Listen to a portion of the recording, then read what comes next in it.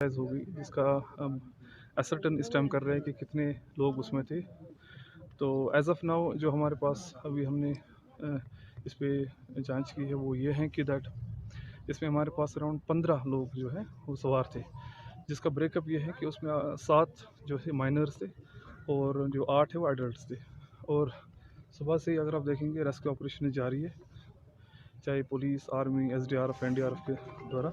हमारी पूरी टीम यहाँ पर है और हम लोगों ने सुबह से 12 लोगों को जो है वो रेस्क्यू किया, जिसमें अनफॉर्चुनेटली 6 की डेथ हो गई है और बाकी जो 6 हैं उनमें 3 जो है वो ज़ेर इलाज है, वो स्टेबल है, और बाकी 3 वो नॉर्मल है, वो घर पे है।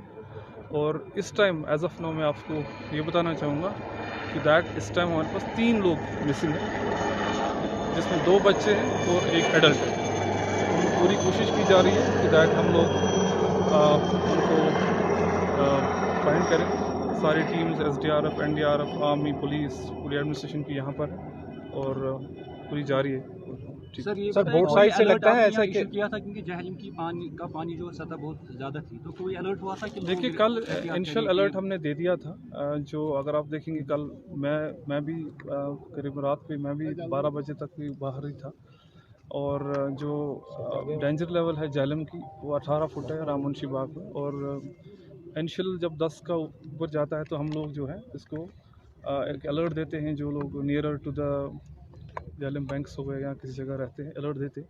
पर डेंजर लेवल से झेलम नीचे फ्लो कर रहा था, और अगर आप पता होगा कि कल अराउंड मान के चलिए 10 बजे के करीब ये रुक गया था, बारिश पूरी रुक गई थी, और हमारे बाकी जो ड्रेनेज के जो ऑपरेशन थे वो हम कर रहे थे।